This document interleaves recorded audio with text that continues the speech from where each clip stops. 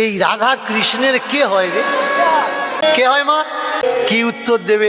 বউ হয়? বলে না, বউ হয় না। তাহলে কে হয়? বলে মামি হয়।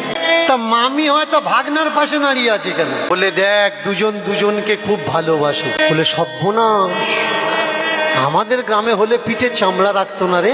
এই বৃন্দাবনে বলে কেউ কিছু বলছে না।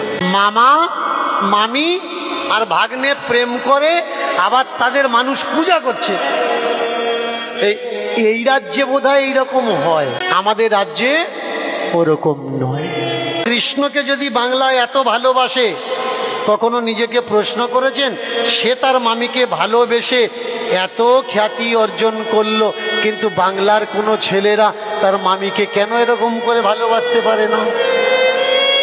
অনেকে বলে যে ওটা ওর গত জন্মের বউ। বাবা কে আবার গত জন্মের বউ?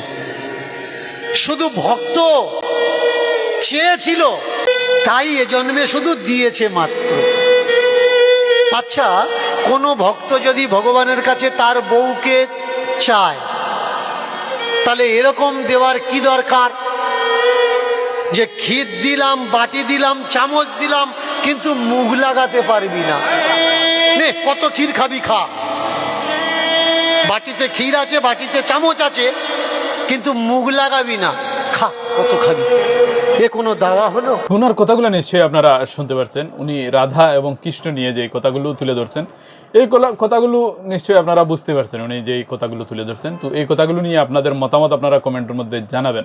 উনি কিন্তু একজন হিন্দু ধর্মাবলম্বী মানুষ এবং উনাকে আপনারা হয়তো প্রায় চিনেন।